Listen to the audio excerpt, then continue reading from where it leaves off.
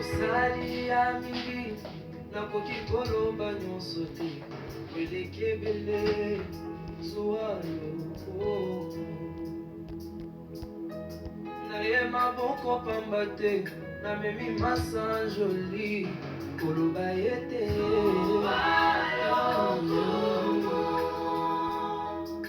pema opesinga shama makasi ya ofele nafuti ati loko te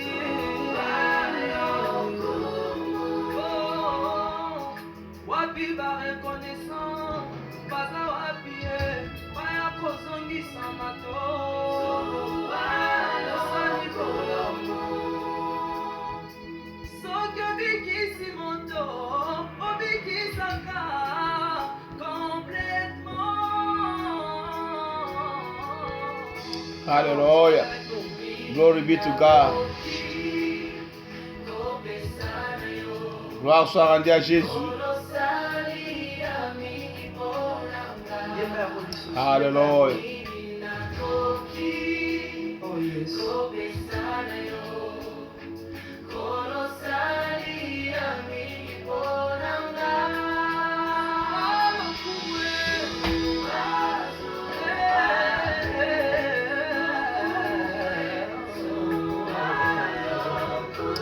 Gloire soit rendue à Jésus.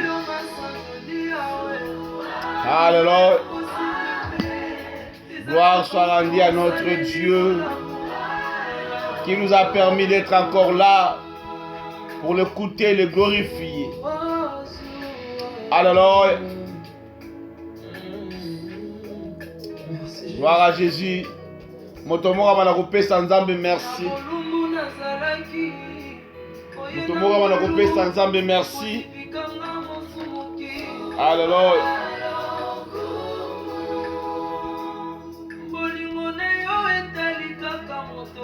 Alléluia. Gloire soit rendue à Dieu. Alléluia.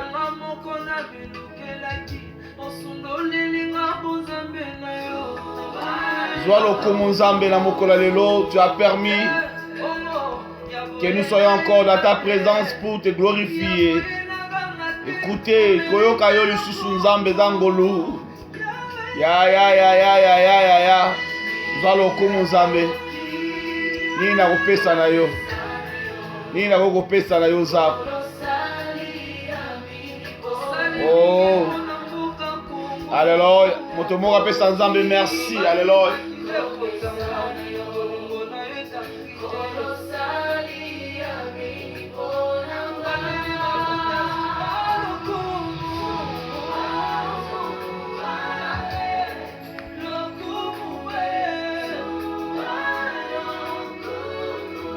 Alléluia.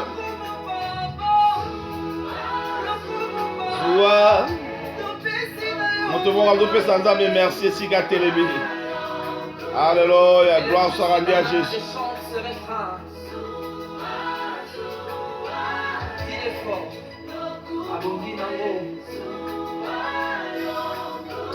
Gloire soit rendue à notre Dieu. Alléluia. Sois le comme notre Dieu. Sois le comme notre Dieu. Vous allez zambe malamu. Sois le comme. Nani aza lokola yo zambe malamu. Qui est comme toi. Totomboli comme na yo mosantu. Sois le comme nzambe de la yonso. Alléluia. Merci Jésus.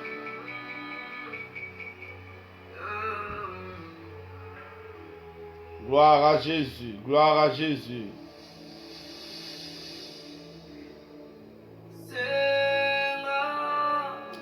Alléluia. Gloire soit rendue à Jésus. Gloire à Jésus. Tobandi kopé sans Nzambe merci matondo. Na bolingo na ye asali kati na biso lelo. Tozala susu na bomo. Tobandi kokumisa Nzambe. Kopese merci. Tobandi kotombola Nzambe na bomo. Alléluia. Tobandi kotombola kombo na Nzambe na bomo. Notre Dieu merveilleux. Alléluia. Notre Dieu merveilleux. Tu vas dire qu'on peut sans âme, merci. Yes, yes, yes.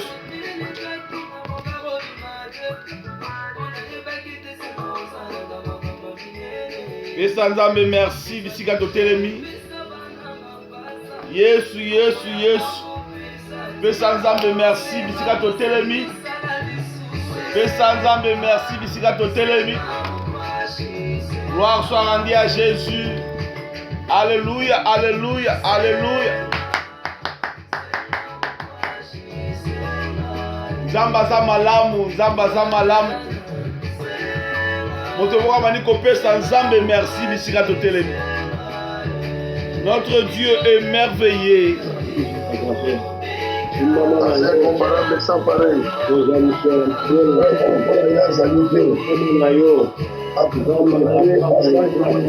Il est notre Seigneur, notre Dieu. Il ne change pas les mêmes hier, aujourd'hui, éternellement. Au commencement était la parole. La parole est avec Dieu, la parole est Dieu. Oh, nous sommes dans la joie, dans sa présence. Bon mot est ça, bon mot est fandika dans ça. La tigana senge pas dans ça. Senga mukwashi. Gloire soit à l'Éternel. Gloire soit rendue à Dieu. Oh Jésus, gloire soit rendue à notre Dieu. Alléluia.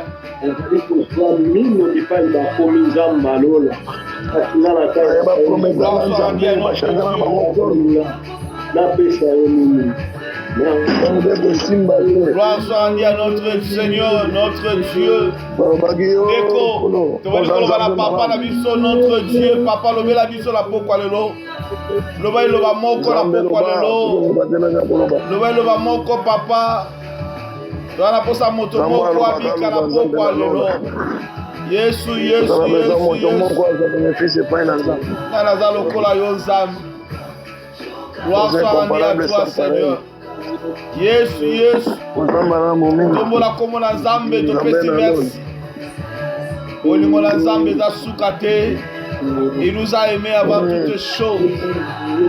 Alléluia. Gloire à Jésus, gloire à Jésus. Remercions le bon Dieu. Ndeko tozo sambela topesa nzambe merci. Kumisa komo nzambe. Kumisa komo na nzambe, loba komo na nzambe. Zamba sala yo golu, alléluia. Gloire à Jésus. Gloire à Jésus. Gloire à l'agneau de Dieu. Gloire à Jésus. Il est le même hier, aujourd'hui, éternellement. Todo tombole, todo tombola sous comme un âne. Alléluia. Tobeti maboko, zamba bomon.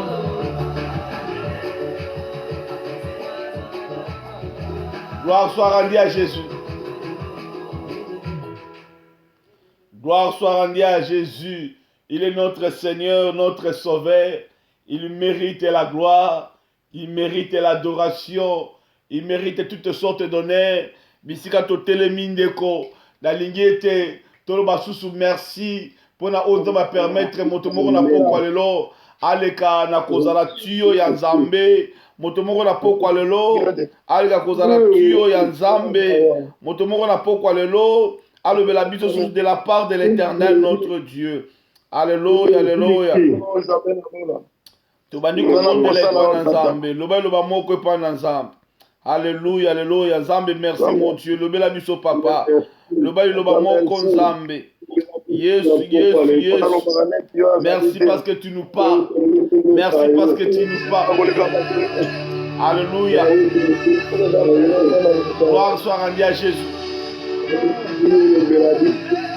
Gloire soit rendue à Jésus. Gloire soit rendue à Jésus. Gloire soit rendue à Jésus. Alléluia. Alléluia. Voilà. Bisika tozali. na kosepela to bana susu kobetela nzambe na biso maboko makasi bisika totelemi betela nzambe maboko betela nzambe maboko betela nzambe maboko mololo mololo mololo mololo. Gloire soit rendue à notre Dieu. Alléluia. Alléluia. Voilà. Ndelo tozali na monoko wapi nzambe abongiseli biso toyoka maloba na nzambe toyoka oba bengi mongongo na nzambe na nzela ya instrument tio oyo nzambe apesi biso ezali bongo Pasteur Joseph Okoko wapi azali bongo na Hollande na Foi Audacieuse Internationale ye asimbi bongo Hollande ange oyo atelemi na Hollande. Voilà yango na kosepela lokola tozana na papa tozana apôtre Miguel nanzela na kosepela bongo apôtre Miguel asali prière pe a introduire biso motei wapi kombo Pasteur José Okoko awuti bongo to azali bongo na mboka Hollande pasteur obabengi ya église au Foi Audacieuse na kotika apôtre Miguel abondeli pe a présenté biso motei wapi awuti na mboka lola. Gloire soit rendue à Dieu. Zambe na lola zambe na mawa zambe ya bolingo bolingo na yo tata eza na suka te kati na biso. Amen. Yolobi na mukanda na yo na Romain 8 35 à 38 nini ekokabola biso na bolingo na yo po ete bolingo na yo esali ete tozwa pema na pokwa na lelo. Amen. Tata toloba nini soki na kolingana loba mingi na pokwa lelo eza na mwasi moko oyo akanisaki ayebi koloba liboso na mibali me mokolo telema liboso na ye nzambe aloba ye moko nano ayoka moto alobi boye te nao namona moto alobaka boye te ayebisaki libota na ye boye aboyoka na pokwa lelo na invite mato ya moto moko ayoka. Amen. Nalingi moto moko aza lokola jida te wapi nkolo azoloba ete tongo ya lobi oya kotia loboko liboso na sani nda akoteka ngai ye pa atie loboko kasi ayoki te. Nalingi moto asala voyage de pensée te na pokwa lelo Seigneur simba matoi na biso bayoki nazotika oyo aza oracle du jour aepengle biso oyo eza vraiment parole lokola cotonete oyo kosokola biso matoi afin que to bénéficier bunzambe kouta epa na yo.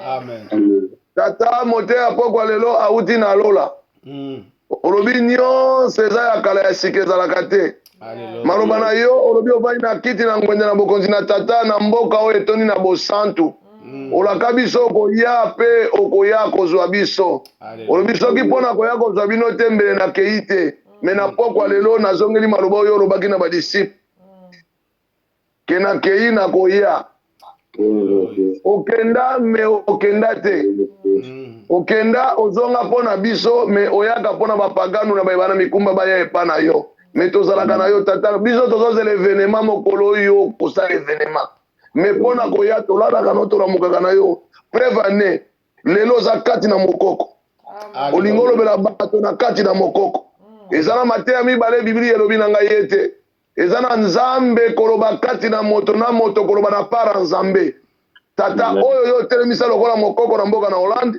amisala te azala azaka ya Bartime te me azali wapi oyo azwaki manto epai na Eli azali oyo wapi Samuel akendeki kowendre David kolo na par na yo ezalaka na bachagrin te matoi yango topesi satana musika voyage de pensée musika bunzambe na yo elingi ekita se koyebi toza na besoin ya quelque chose parce que maloba na yo ezali vitamine maloba na yo ezali vie maloba na yo ezali nyonso e maloba na yo nde ezomema biso na chemin droit.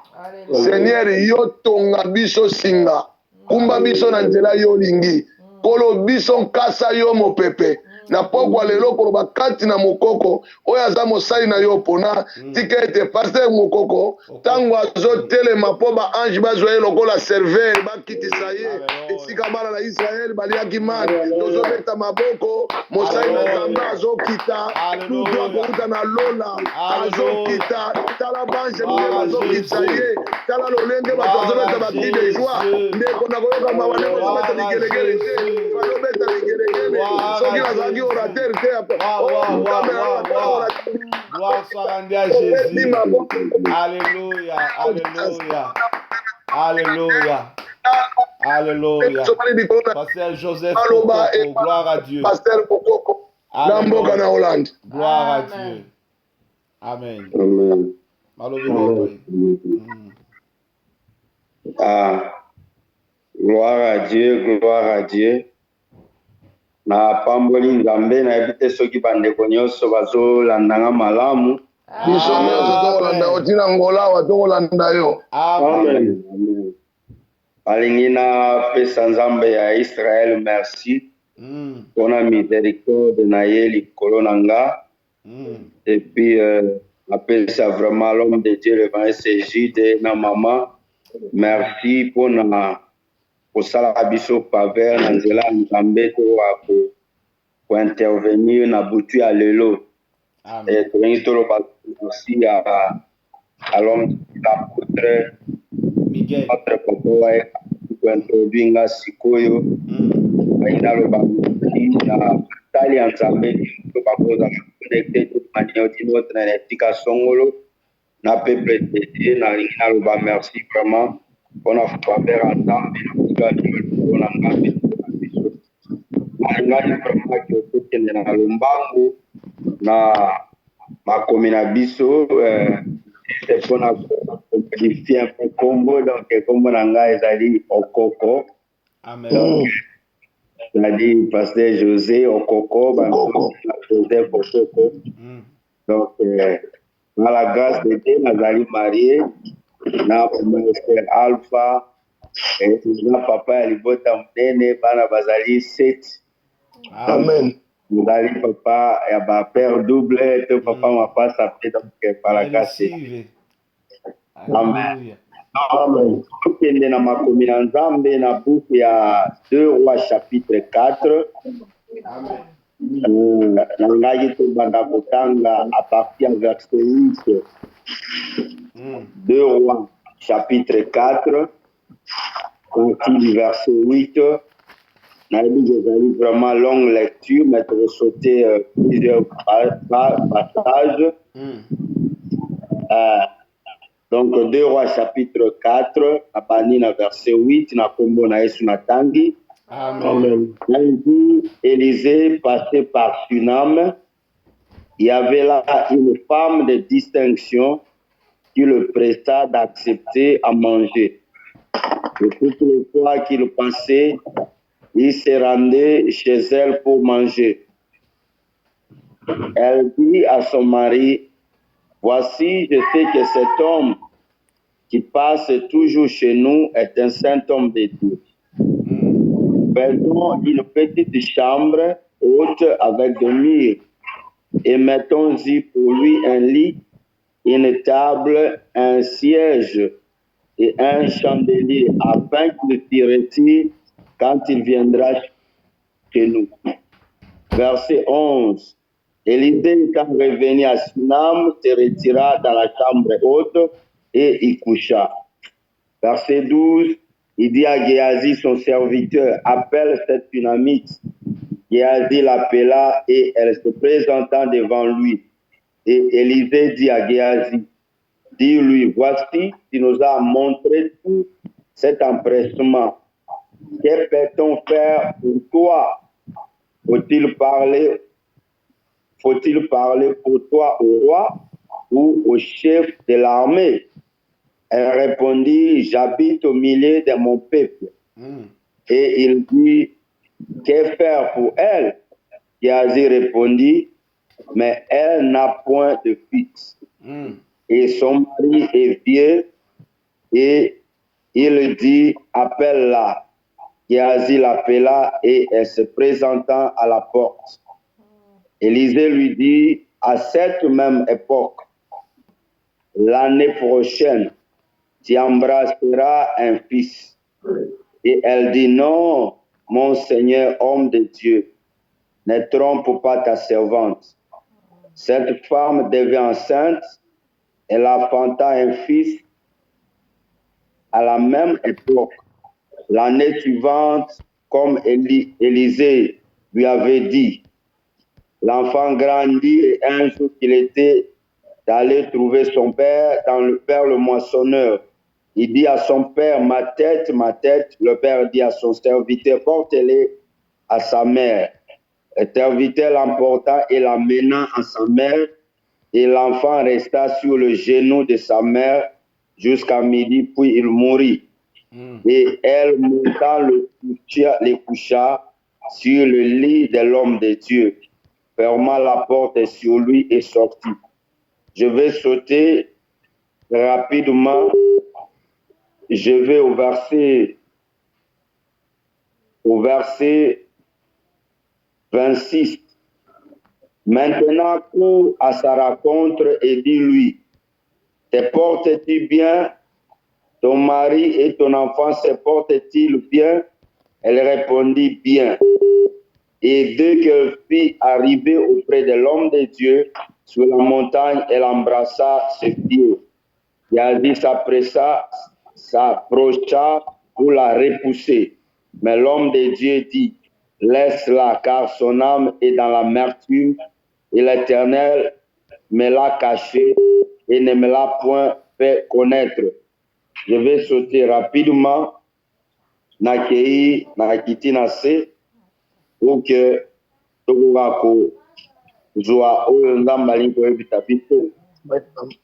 Et nakei na verset 34, Élisée entra et ferma la porte sur eux deux, et il pria l'Éternel. Il monta et se coucha sur l'enfant. Il mit sa bouche sur la bouche de ses bouches, ses yeux sur ses yeux, ses mains sur ses mains, et il s'étendit sur lui. Et la chair de l'enfant se réchauffa.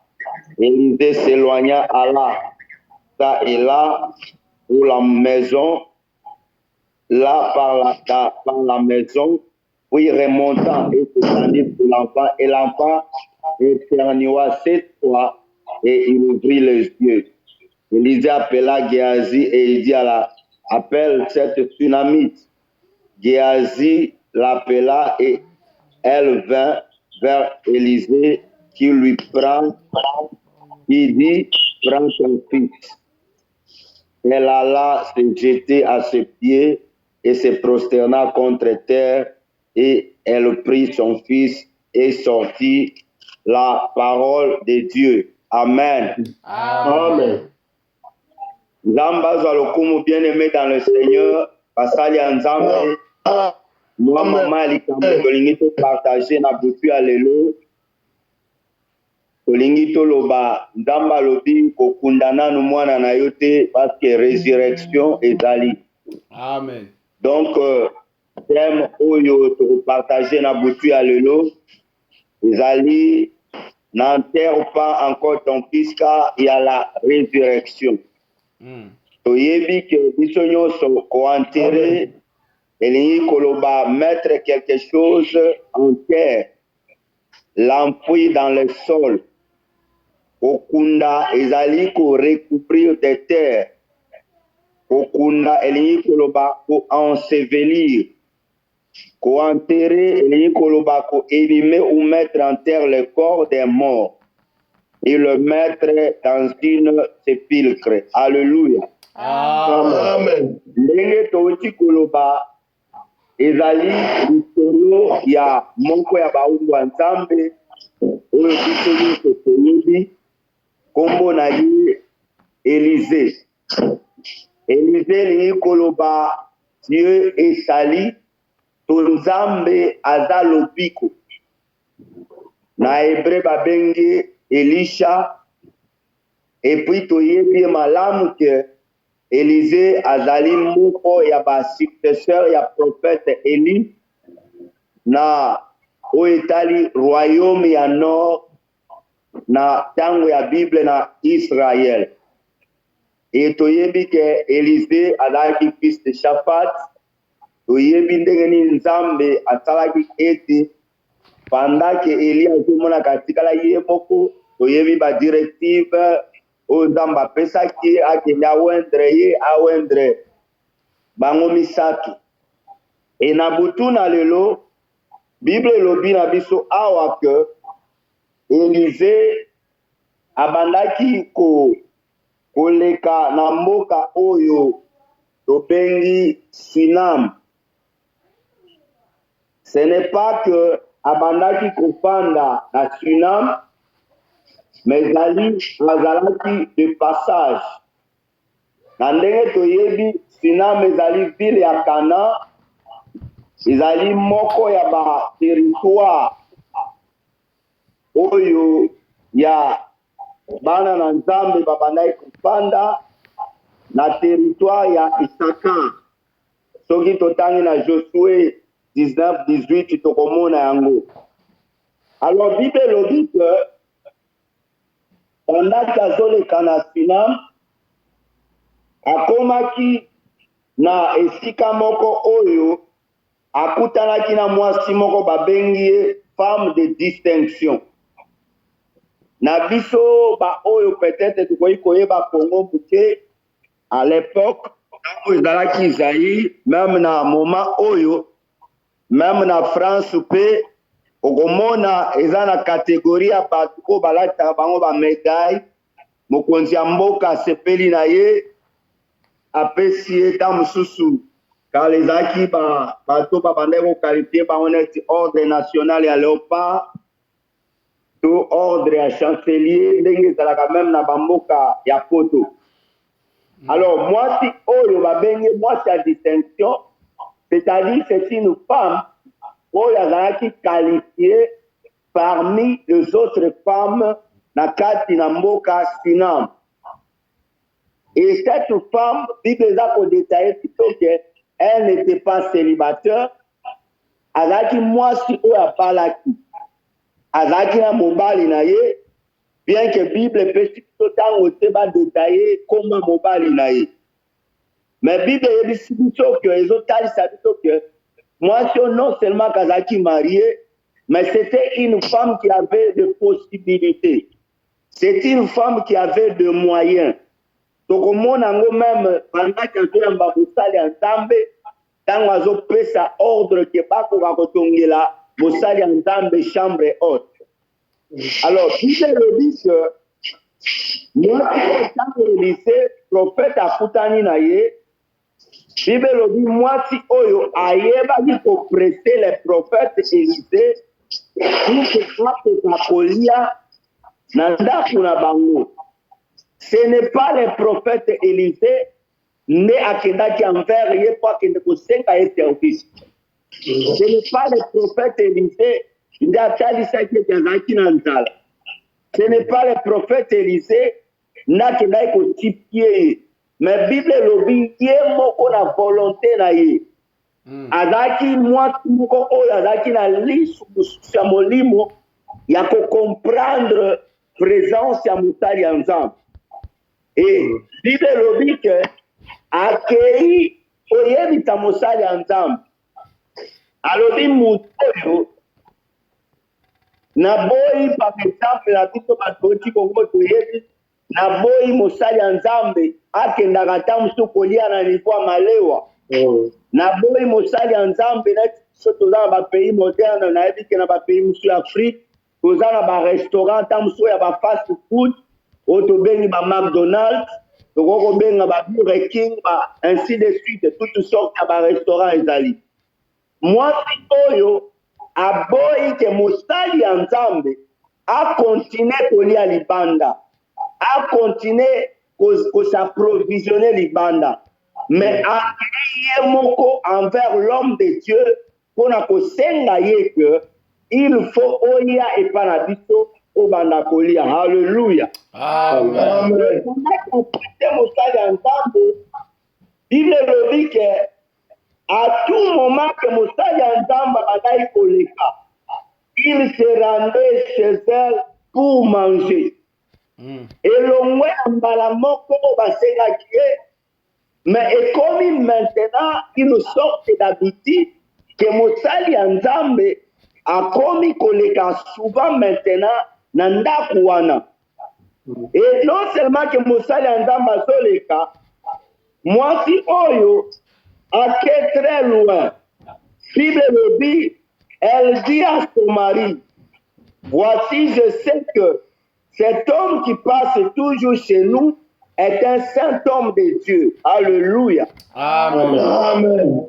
Bible elobi que non seulement que alingi mosali ya nzambe akontinue kolia na malewa te, Bible elobi que eza kaka te kakende kolia na bafast food, mais ayeki na niveau ya kozwa une grande responsabilité. Étant une femme mariée, alingi kozwa le devant te liboso ya mobali na ye, akei ko associer mosali na ye mobali na ye na lipamboli. Alobi ke mutu azoleka awa aza n'importe quel mutu te. Mutu azoleka awa aza n'importe quel mobali te. Mosali po azoleka awa aza n'importe quel mosali te, mais nazo comprendre que azali un saint homme de Dieu. Alléluia. Amen. Nzambe mosali, ça veut dire qu'il y a homme de Dieu et homme de Dieu. C'est-à-dire qu'il y a homme de Dieu et il y a aussi des saints hommes de Dieu. Il y a la grâce et il y a aussi une grâce excellente. Bangolu eketeni. Mais moi, oyo, azalaki na misu ya molimo pour que azala capable ya kodetecter na kati ya mosali que ce n'est pas n'importe quel homme, mais il était un saint homme de Dieu. Alléluia. Amen. Nalingi na fongola parenthèse muke que bazali mwasi na mobali babalana bavivaka mbetu moko bavandaka ndako moko, mais mwasi azalaki na misu mosusu oyo mobali na ye akokaki kozala na yango te. Mobali te mutu akomaki na niveau ya kodetete qu'il était un saint homme de Dieu. Parce que Élisée, ce n'était pas la première fois. La Bible déclare que bamemaki na ndako. Non seulement c'est na ndako, mais chaque fois abandaki koleka. Mais eloko ya kokamwa Nzambe afongoli mwasi mbisu na place ya mobali, mwasi akoma na niveau ya kodetecter qu'un saint homme de Dieu. Par là, je voudrais nous dire que tokoki kozala mwasi na mobali, mais peut-être mwasi akoko dans la liste ya molimo ya komona makambo différemment que mobali na ye. Tokoki kozala mosali ya Nzambe ndenge moko, mais tokoki komona makambo lolenge moko te. Tokoki kosenga le même ministère, mais tokoki komona lolenge moko te. Tokoki kozala dans une même église, tozo adorer, tozo kumisa Nzambe, mais mosali o Nzambe atia kati na biso. Peut-être sœur mosusu akomona ye azali un saint homme de Dieu, mais mosusu akoki komona ye lokola bato nyonso. Bien-aimé dans le Seigneur, nalingi nayebisa yo que même Yesu soki asali alati nzoto ya mutu, bato mosusu bakoki komona ye lokola fils ya charpentier. Yesu soki alati nzoto ya mutu, bamisusu bakoki komona ye mwana ya Marie. Mais soki Nzambe afongoli Pierre miso ya molimo, Pierre amonaka lokola badisciple mosusu te, alobaka ete yo ozali Mesi, mwana na Nzambe na bomoi oyo eyaki mpona kosikola mokili. Nangi nayebisa mutu moko na butu ya lelo ke mutu oyo aza pembeni na yo komona ye te mpo azolia na yo elongo, mais Nzambe apesa ye dispensation ya grâce, Nzambe apesa ye dimension ya onction, Nzambe akalifia ye atia ye pembeni. Peut-être mutu ateyaka yo okoki komona ye un homme normal, mais une autre personne akoki komona ye azali un saint homme de Dieu. Na butu ya lelo nalingi nayebisa yo, peut-être mobali na yo okoki komona ye normal, mais quelque part baomona spécial. Mwasi na yo komona normal, mais soki Nzambe afongoli yo miso ya molimo okoki komona ye spécial. Alléluia. Amen. Mwasi amoni lokola mobali na ye te, mais amoni ke aza mosali ya Nzambe. Mwasi aboyi ke mosali oyo abanda kokelela, abanda kolukaluka bisika nyonso, alors ke ayebaki te ke abandaki koprepare miracle na ye na butu ya lelo na ye nayebisa motu moko ke ozoprepare miracle na yo sans le savoir. Le fait que yo oinvite mosali ya nzambe na butu ya lelo oyokanga naza kodeklare ke makambo oyo ozangaki ekoka kokomela yo na kombo na Yesu Masiya ya Nazareth. Amen.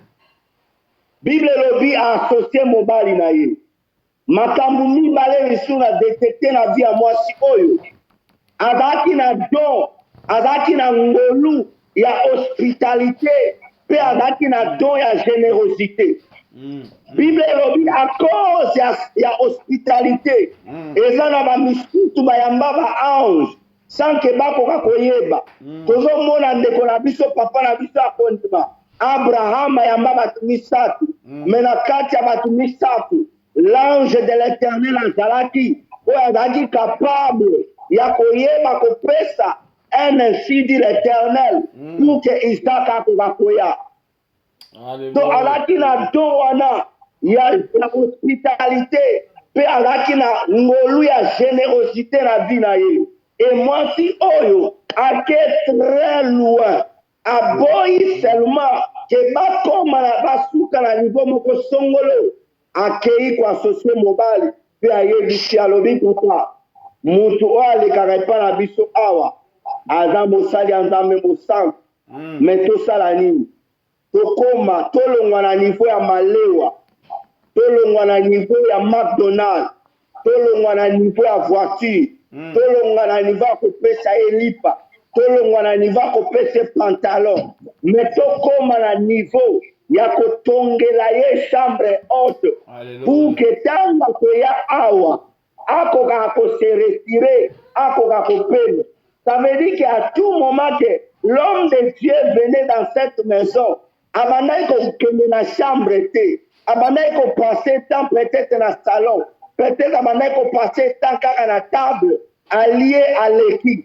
Mais moi si oyo alingi basuka na niveau wana te, nalingi nayebisa mutu moko na butu ya lelo ke soko olongoli mosali ya nzambe na niveau ya malewa, soko olongoli ye na niveau ya pakude, soko omemi ye na standing ya likolo, yeba ete sterilité oyo ekanga vi na yo eza kokende kobongwama, sterilité oyo ekanga ministère na yo eza kokende kochange, sterilité oyo ekanga finance na yo, oyo ekanga ndako na yo, oyo ekanga mosala na yo, pendant que azoproclame l'évangile du royaume na kombo na Yesu Masiya ya Nazareth na butu ya lelo.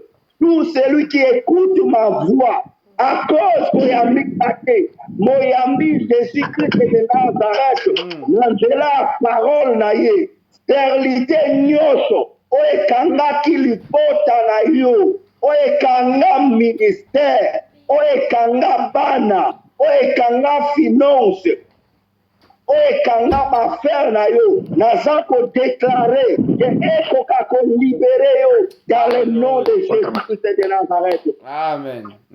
Alléluia. Naboyi nakota na ba détail ya ba chandelier, ba table, ba biloko wana nyonso. Bref, naboyi kosouligner kaka simplement que opesaka moto ya nzambe ba biloko oyo ezanga ntina te, olinga pete olimite mutu na nzambe opesa ye babiloko inacheve otongela ye chambre, me chambre wana ezanga babiloko na inayebi soki na chambre haute eza bachambre oyo ezali secrète. Même soki Yesu alingi akende atindaka bayekoli na ye bobima nao na Jérusalem te, me ntango bokokoma bokende na chambre haute bisika oyo bokozela nzambe molimo mosantu jusqu'à teka kuna. Alléluia. Amen. mosali ya nzambe ye ateritire na chambre mpe alali. Me eloko akokamwa nazokima nsima ya ntango, eloko akokamwa Bible elobi abengi mosali na ye Gehazi, ayebisi ye benga mwasi wana la Sunamite.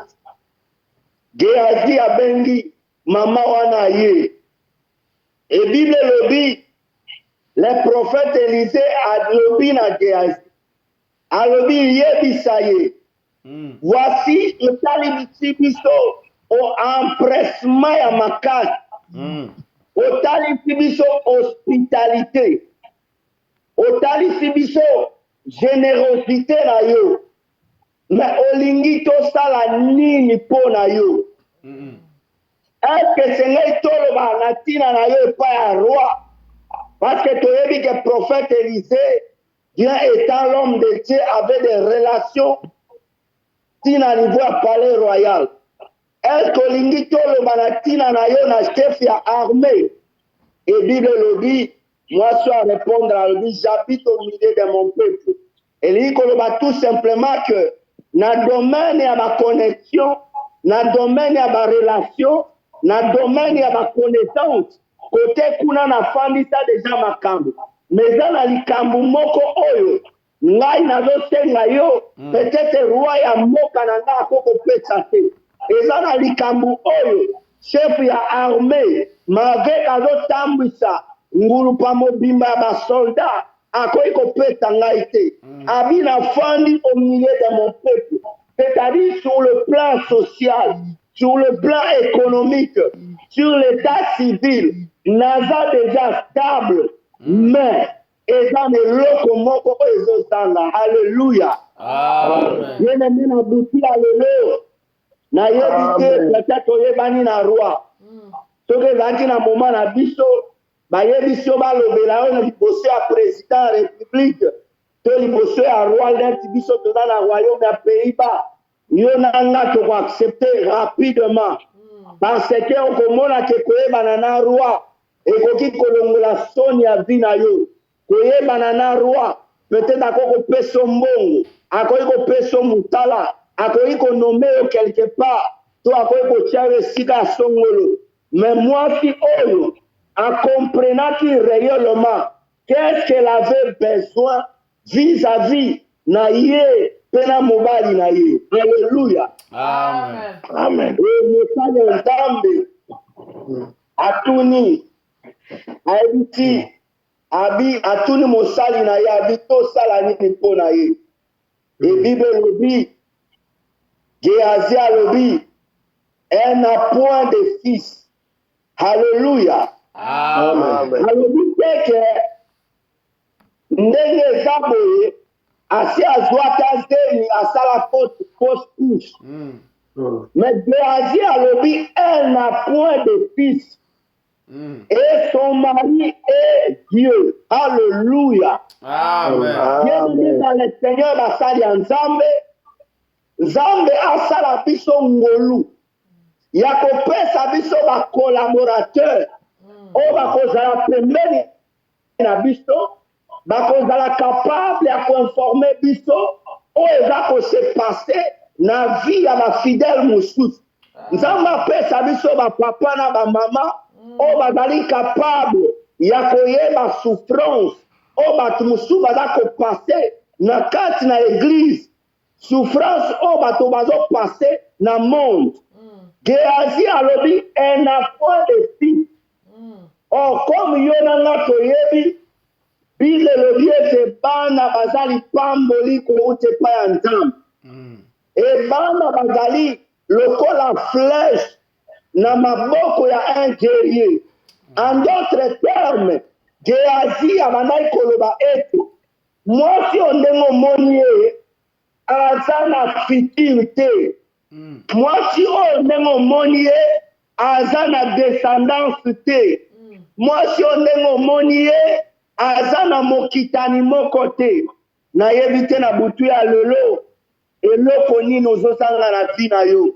Mais mwasi oyo asangaki mwana, non seulement balobi te ke mwana mwasi, mais balobi un fils oyo akoki kozala capable ya koyeba kote multiplier mpe kopesa descendance na oyo etali libota na ye. Alléluia. Amen. Le Bible lobi tonakende rapidement ntango Géasi alobi Élisée ayebisi mwasi oyo alobi à cette même époque l'année prochaine, tu embrasseras un fils. Et elle dit, non, mon Seigneur, homme de Dieu, ne trompe pas ta servante. Alléluia. Amen. Bien-aimé dans le Seigneur, Nabutu ya lelo, tozana année 2020, tozana mois ya septembre, na mois ya accouchement. Soki mwasi azwi temi, akobomba mwana pendant 9 mois. Et na butu ya lelo, pendant que l'évangéliste Gide abenisi nga na émission oyo, nalingi na déclaré pour na mutu moko, koyebisa yo, eza na komba Buda te, na kombo ya Mahome te, na kombo ya Ebale Mbonge te, na kombo ya pasteur te, na kombo ya Jabe te, mais au nom de Jésus-Christ de Nazareth,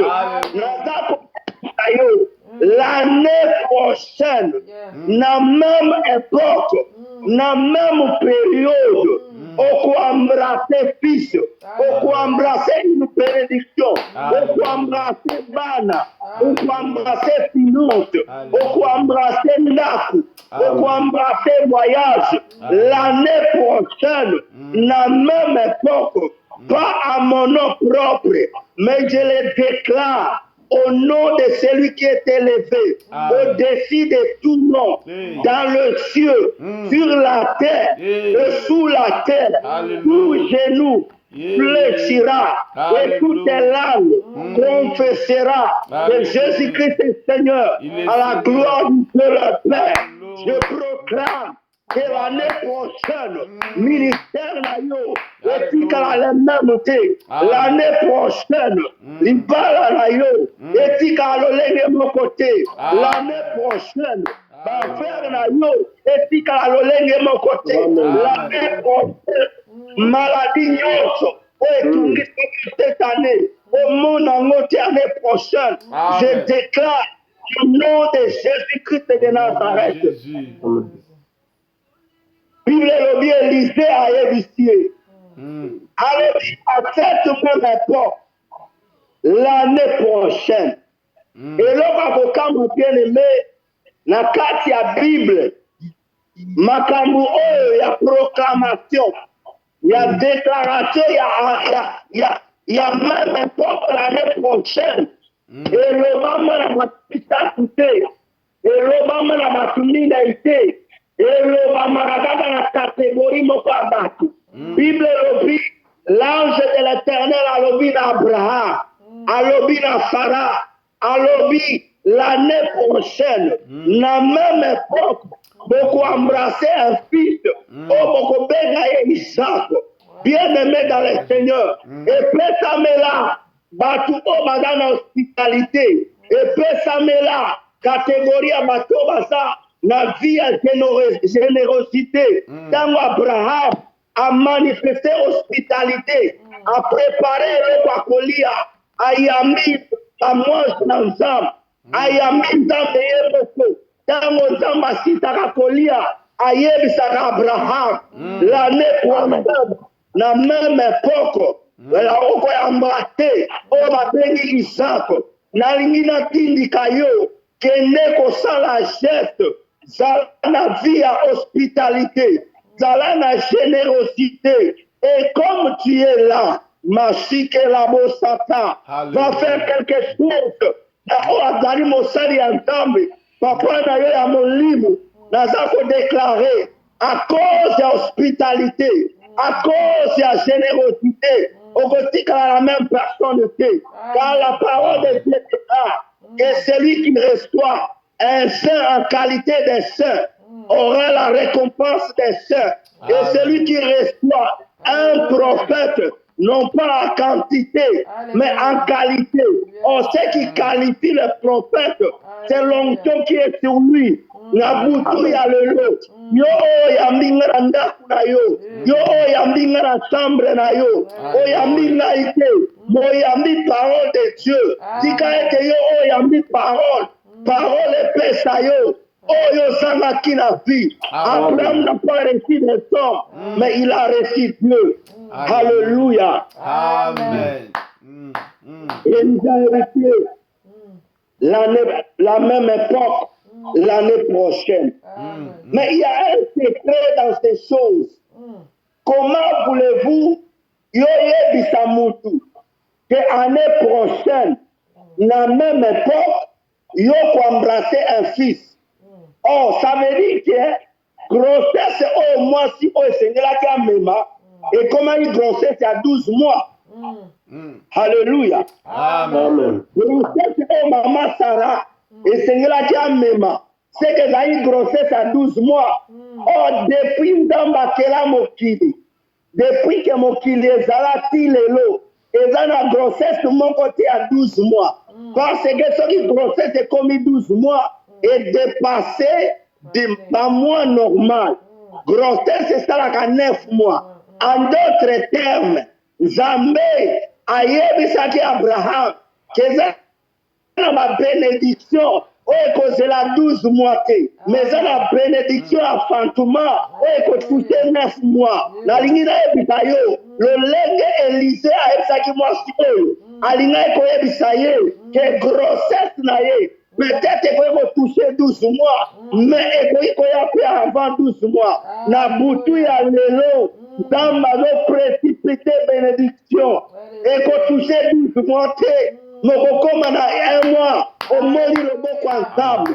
La troisième mois, au moins le beau ensemble. La cinquième mois, au moins le beau ensemble. Et comme on a la neuvième mois, comme les alliés, moi, il y a fantement, moi, il y a accouchement. Nous avons parlé la vie à Moutou, qui est au quoi coucher. Nous avons parlé dans le ministère, nous avons parlé dans la famille, nous avons parlé dans le couple. Nous avons parlé dans Moutou, que nyonso oyo mona kite na kombo na Yesu Masia Nazareth. Banda que soit yango, hallelujah. Amen. Donc, ils ont la bénédiction, oyo ekokozala 12 mois, puis ils ont la bénédiction à 9 mois.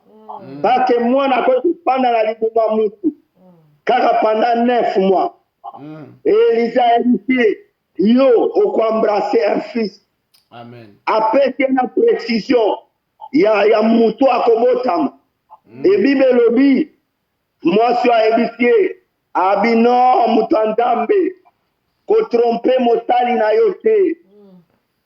Na Boutu à Lelo, peut-être solo ba Moutandambe. Tika ko tromper Ngai. Moi, si yo, ezaki langage à Koyebisa Élysée. Que makambo zoloba na si na yoka yango basi ba prophétisa yango basi ba teya yango na si na kota jeune prière mais moi na yakate na si na pesa ba offrande moi na yakate na futa ka badim na nga moi na yakate peut-être papa na nga molimo a imposa maboko a déclara mais moi na yakate yango ezaki na nga jamoi abi ko tromper mosali no moi cité. Ma Bible lobby comme mosali antamba lobat na komo cité par rapport à Tananga Bible lobby cette femme devint enceinte et elle enfanta un fils à la même époque l'année suivante comme Élisée lui avait dit. Est-ce que tu veux acclamer la parole de Dieu?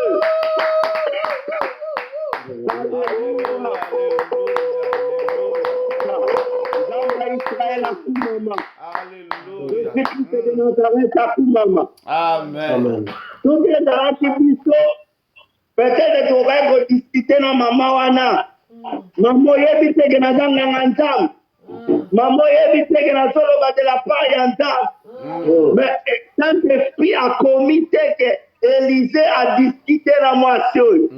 Mais Bible lobby, tant Élisée a lobby, a kenai retraite, a kenai congénité. Mais Bible lobby, cette femme devait enceinte. Moi, si oyo, akumbi zemi. epuis kaka kokumba zemi te me akomi ti na niveau ya kobota nalingi nayebisa mutu moko na butu ya lelo okokumba zemi okosuka kaka na kokumba zemi te bokokoma ti na niveau ya kobota nalingi nayebisa yo okozwa musala okozwa kaka musala te bokokoma ti na niveau ya salaire parceke soki nzambe abandi eloko asukisaka yango na nzela te ye abengami alpha abengami omega nalingi nayebisa yo soki nzambe apesi yo libala seka apesi yo mpe bana soki nzambe apesi yo ministère yebaka apesi yo provision okokumba zemi mpe okobota ça veut dire oyo nzambe abandi na nga oyo nzambe abandi na yo akokende nango kilo na suka oyo nzambe abandi na libota na yo akomema yango kilo na suka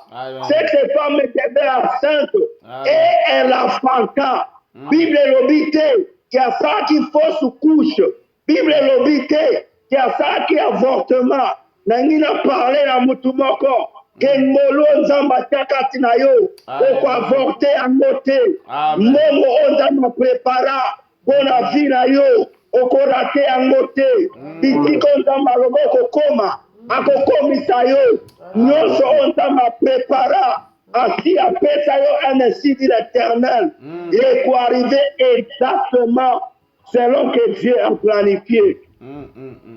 Alléluia. Amen. Amen. Papa Ezida rappelaka ngai ta na ngai. 2 minutes. Donc 1 minute. Alléluia. Bible elobi aboti.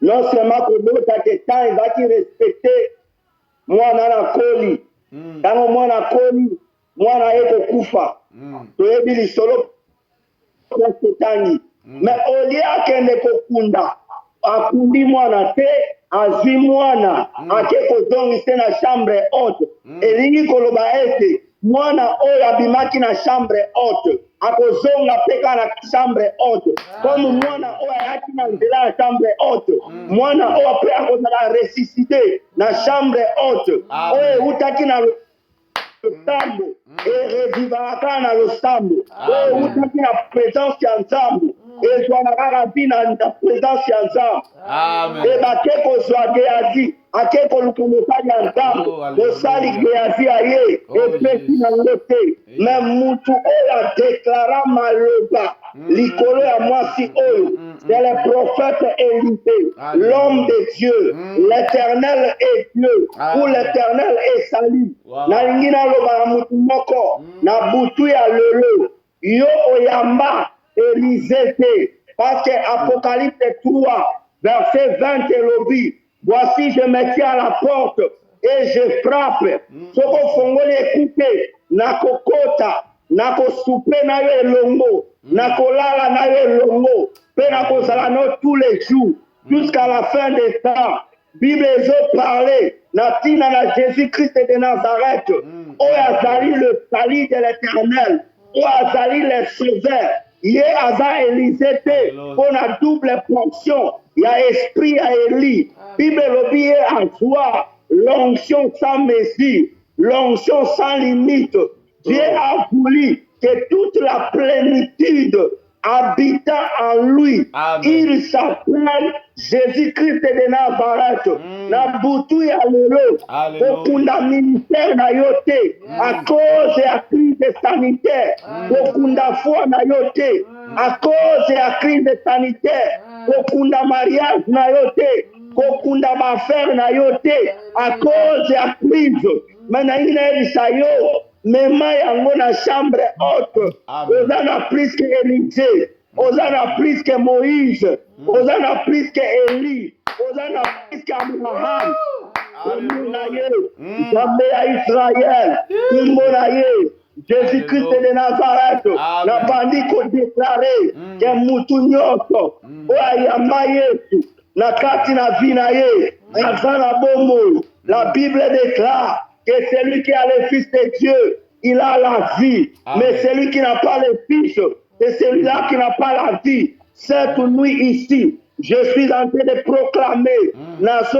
déclarer que Oe Koufaki, ezonga na bomoi, libalo ekufaki ezonga na bomoi, ministère ekufaki ezonga na bomoi, finance ekufaki ezonga na bomoi, matériel ekufaki ezonga na bomoi, libota ekufaki ezonga na bomoi, réputation ekufaki ezonga na bomoi, témoignage ekufaki ezonga na bomoi, au nom de Jésus-Christ de Nazareth, le Dieu tout-puissant, lui-même il est la résurrection et la vie. Il est plus que lui, il est plus que lycée. Bien-aimé dans le Seigneur, okundana no mwana na yo te parce que résurrection ezali, okundana no mwana na yo te parce que résurrection ezali, mwana na yo akozala lipamboli, akokozala mosala, akokozala nyonso ya motuya oyo oyebi, descendance na yo, futur na yo, à cause ya hospitalité, à cause ya générosité, à cause ya recevoir cette parole, et pèse au pouvoir, ya kokoma, mwana na ensemble. Alléluia. Amen. Je pense que je suis à la fin. Na aussi kobonde la déjà na sina déclaré que na butu ya lelo oyambaki Elise. Alléluia. Oyambaki Elise, oyambaki José, oyambaki Gilles, oyambaki l'apôtre à partir de l'Angola. Mais tu as reçu plus que nous. Tu as reçu celui qui est au-dessus de tout. Tu as reçu la résurrection et la vie. Tu as reçu celui qui a la puissance de la résurrection. Celui qui peut ramener à la vie ce qui était mort. Celui qui appelle en existence les choses qui n'existaient pas.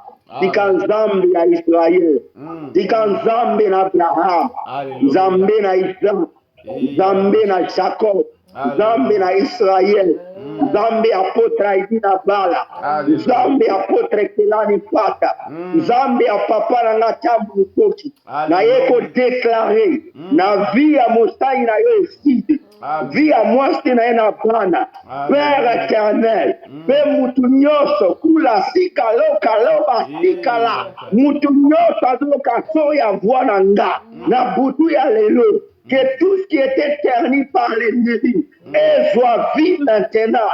Dans le nom de Jésus-Christ de Nazareth, que chaque personne vive la résurrection. Vive la résurrection. Et dans la santé, et dans le mariage, et dans la finance, et dans le ministère, et dans l'église. Nous avons déclaré, la moque Angleterre, la moque Nottingham, place Bazolandanga, Onyo Sekufaki, malgré la crise sanitaire, et la vie, dans le nom de Jésus-Christ de Nazareth, j'ai ainsi prié et déclaré, et nous disons, merci Seigneur Jésus-Christ de Nazareth. Merci Seigneur de Nazareth. Amen. Gloire à Dieu, gloire à Dieu, gloire à Dieu, gloire à Dieu, gloire à Dieu, gloire à Dieu. Vraiment, nous sommes bénis, on est bénis, on est bénis. Nous sommes fandati lobby, kaka parce que toza komata, totomboki na mama ne tokota me tozoniata ba frère. Alléluia. Nzambe azongsa ya mingi epai wapi ebimi.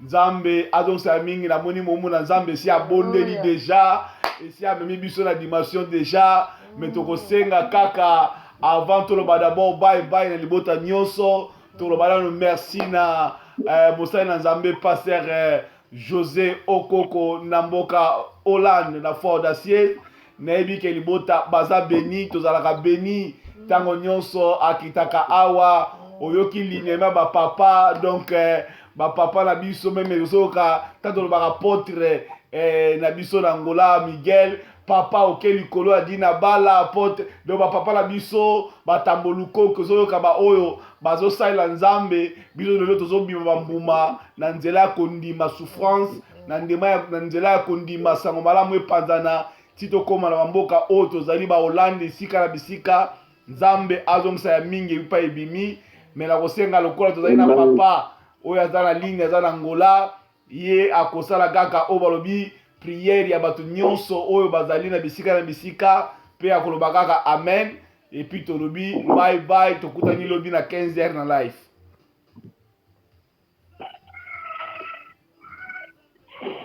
Merci.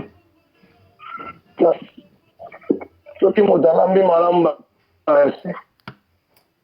Soki moto apesi bilei bato basepeli nango basengaka merci basala. Amen.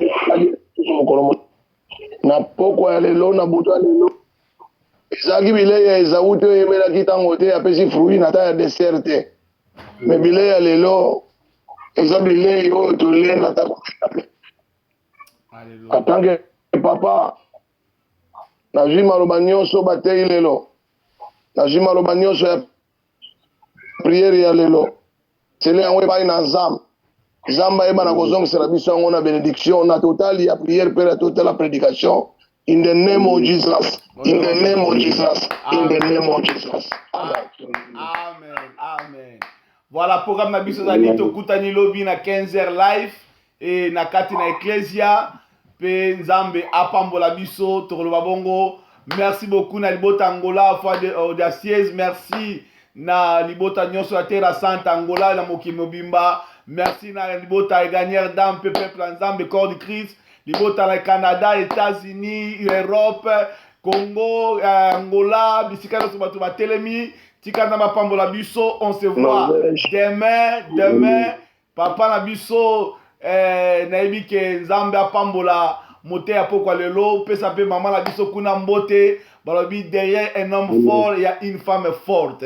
Toyebi ke Nzambe aza elongo tokozanga te kopamwa lisusu soki na babongisi mokolo na ye. Voilà tokoloba ciao ciao libota nyonso tu bye bye tomona libongo lobby na 15h. Bonne nuit, see you tomorrow. Bye bye. See you tomorrow. Alléluia. Tama pambola biso. Bye bye. Gloire à Jésus. Gloire à Jésus. Amen.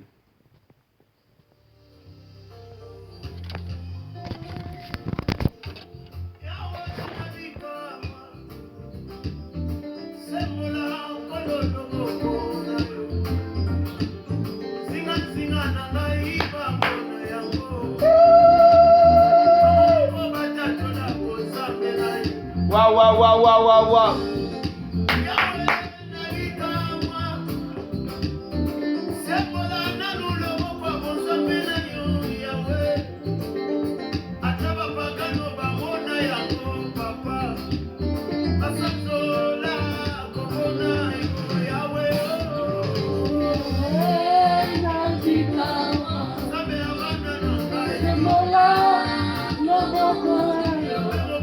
Zamba Zamala, gloire à Jésus.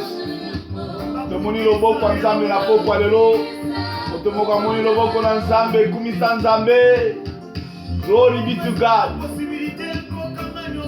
Oh, somebody see the end of God. Praise the Lord. Hallelujah. Yes.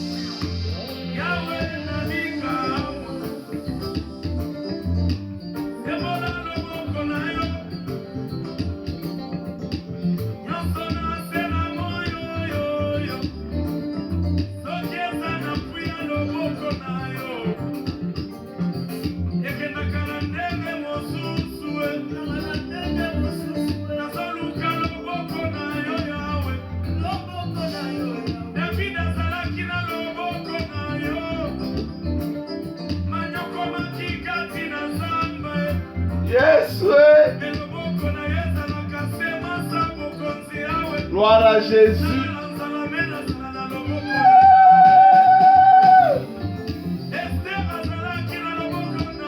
Loboko na Nzambe eza mokuse.